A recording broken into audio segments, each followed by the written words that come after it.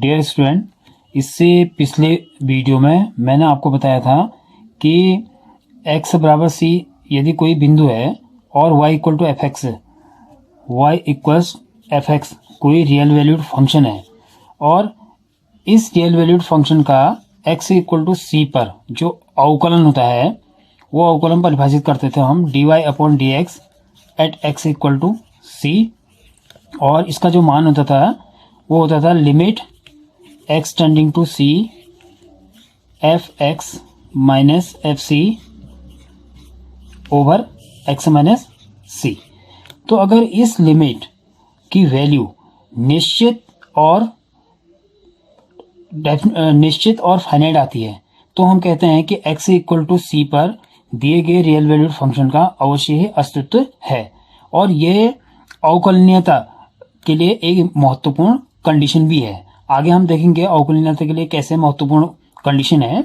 तो आज हम इस वीडियो में बात करेंगे कि x इक्वल टू सी पर यदि कोई किसी फलन का dy अपॉन डी एक्स का निश्चित रूप से अस्तित्व है तो उसमें लेफ्ट हैंड डेरिवेटिव और राइट हैंड डेरिवेटिव का क्या अर्थ है, और ये अर्थ ज्यामितीय शब्दों में क्या अर्थ है, और लेफ्ट हैंड डेरिवेटिव और राइट हैंड डेरिवेटिव का फलन की अवकलनीयता यानी कि डिफरेंशिएबिलिटी से क्या संबंध है, कैसे हम लेफ्ट हैंड डेरिवेटिव और राइट हैंड डेरिवेटिव का हम फलन की अवकलनीयता चेक करने के लिए प्रयोग करते हैं, और इसका ज्यामितीय मतलब क्या है। चलिए आगे देखते हैं कि लेफ्ट हैंड डेरिवेटिव क्या है।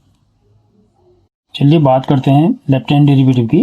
लेफ्ट हैंड डेरिवेटिव को हम सामान्यतः LHD करके लिखते हैं, LSD लेफ्ट हैंड डेरिवेटिव।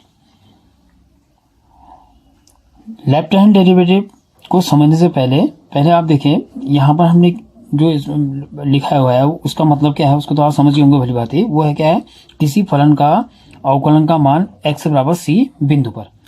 तो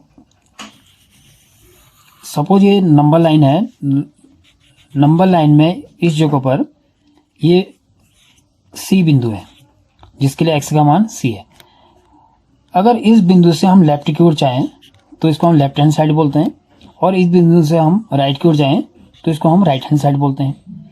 अब इस बिंदु x इक्वल टू c से थोड़ा सा सूक्ष्म हम परिवर्तन h करें बाईं ओर को, तो ये जो नया बिंदु आ जाएगा इसके लिए x का मान कितना होगा, x is equal to c minus h. जहां ये परिवर्तन जो है बहुत अल्प है, बहुत सूक्ष्म है, यानी कि जहां पर ये परिवर्तन बहुत सूक्ष्म है तो h टेंडिंग टू क्या होगा, 0।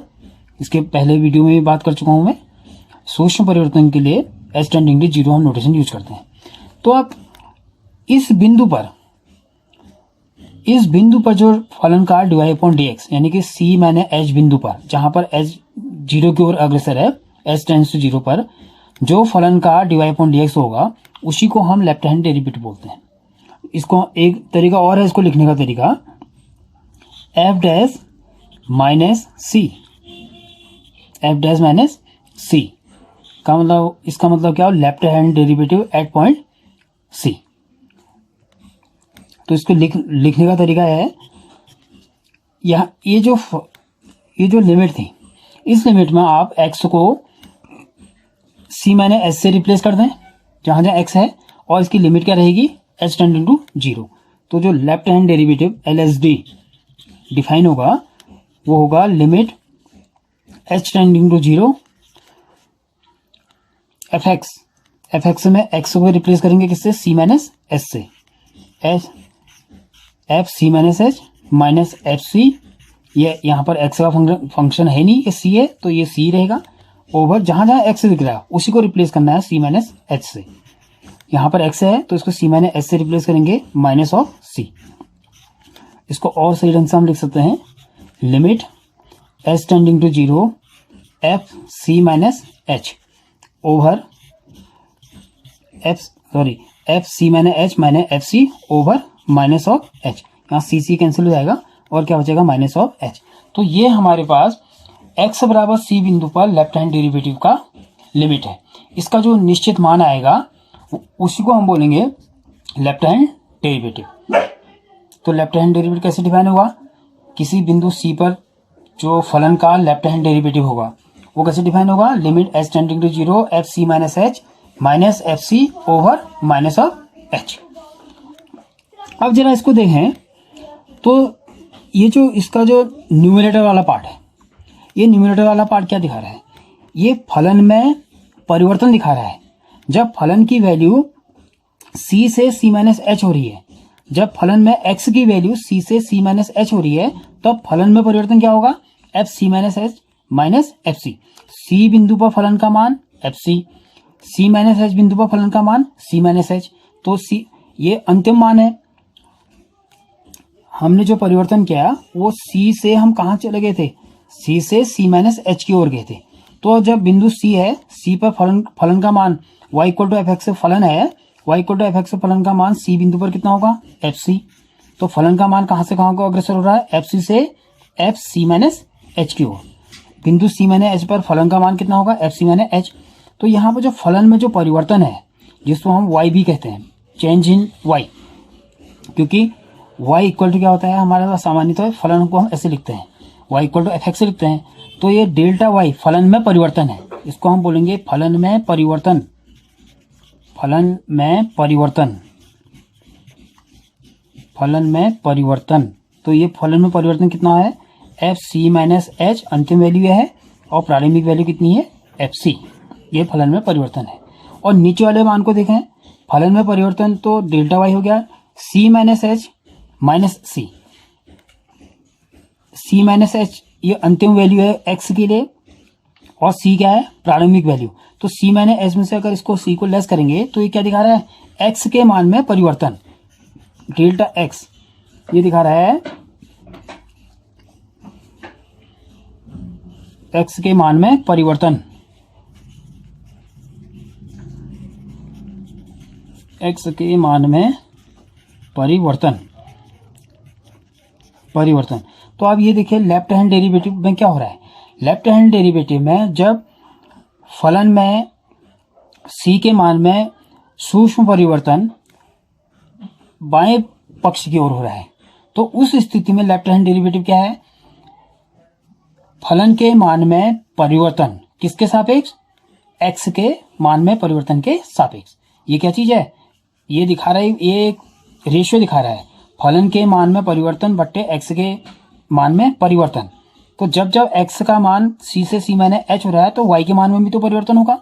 तो y के मान में परिवर्तन फलन के x के मानों में परिवर्तन के सापेक्ष, वो है लेफ्ट हैंड डेरिवेटिव। जबकि फलन में c का मान बाईं ओर सूक्ष्म में परिवर्तित h हो रहा है। अब देखते हैं RSD, राइट हैंड डेरिवेटिव। इसको लिखा जाता है simply RSD, right hand derivative, या दूसरे शब्दों में हम लिखते हैं f डैश प्लस c, यानी कि x बराबर c बिंदु पर फलन का right hand derivative. Right hand derivative का मतलब है जब फलन का मान x इक्वल टू c से दाईं ओर सूक्ष्म अग्रसर हो रहा है, आगे की ओर अग्रसर हो रहा है। सूक्ष्म हमने माना था, h माना था, तो सूक्ष्म अग्रसर हो रहा है। तो ये जो नया बिंदु आएगा उसके लिए x का मान क्या होगा? c plus H. जैसे अभी हमने लेफ्ट हैंड डेरिवेटिव में के लिए लिमिट का फार्मूला बनाया था, उसी प्रकार हम राइट हैंड डेरिवेटिव के लिए भी बनाएंगे। तो अब जहां जहां x इक्वल टू सी पर अवकलन के लिए हमने फार्मूला यूज किया है, उस फार्मूला में जहां जहां x होगा उस x को हम रिप्लेस करेंगे c प्लस एच से, और जहां h किसकी ओर टेंड कर रहा है? h टेंडिंग टू 0, h 0 की ओर टेंड कर रहा है। तो ये फार्मूला क्या बनेगा? तो ये बन जाएगा RSD equals limit h tending to 0 f x को रिप्लेस करेंगे किससे? c प्लस एच से, f c plus h minus F c. वही जैसे हमने लेफ्ट हैंड में किया था वही काम हम यहाँ पर भी करेंगे। x को रिप्लेस कर दीजिए आप c प्लस एच से माइनस सी, इस x को रिप्लेस किया c प्लस से और माइनस ऑफ c। इसको और सॉल्व करेंगे तो फाइनली एक फार्मूला बन जाएगा limit h tending to 0 f c plus h minus F C over c c cancel हो जाएगा h। तो ये जो हमारे लिए मान बना limit h tending to 0 f c plus h minus F C over h, ये जो है x बराबर c पर फलन का राइट हैंड डेरिवेटिव है। कब है राइट हैंड डेरिवेटिव? जब फलन का मान सूक्ष्म परिवर्तन के तौर पर दाएं पक्ष की ओर c से c प्लस एच परिवर्तित हो रहा है। इसी प्रकार से यहां पर देखिए, जब दाएं ओर c का मान c से c प्लस एच हो रहा है तो ऐसी स्थिति में एफ सी प्लस एच माने एफ सी क्या है? फलन के मानों में अंतर, और h क्या है? x के मानों के अंतर।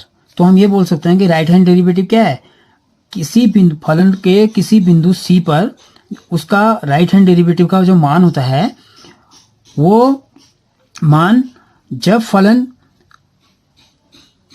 का मान c से c प्लस एच दाईं ओर की ओर अग्रसर हो रहा है तो ऐसी स्थिति में फलन के मान में परिवर्तन बट्टे x के मान में परिवर्तन का जो रेशियो है उसी को हम बोलते हैं राइट हैंड डेरिवेटिव।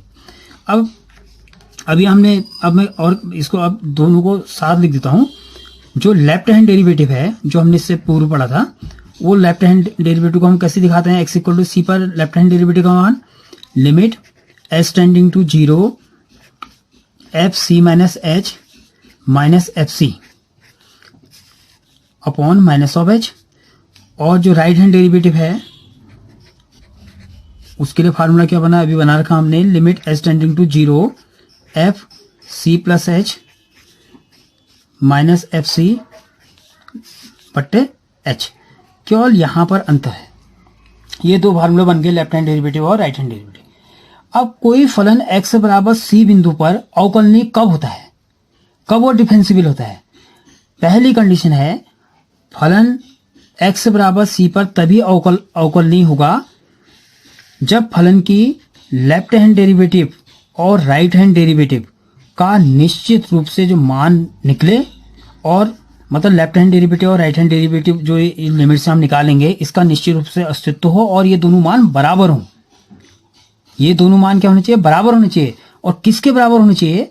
ये जो मैं आपको पहले बताया था कि x बराबर c पर फलन का जो अवकलन होता है वो एफ डैश सी होता है, जिसको हम dy upon dx at x equal to C रखते हैं।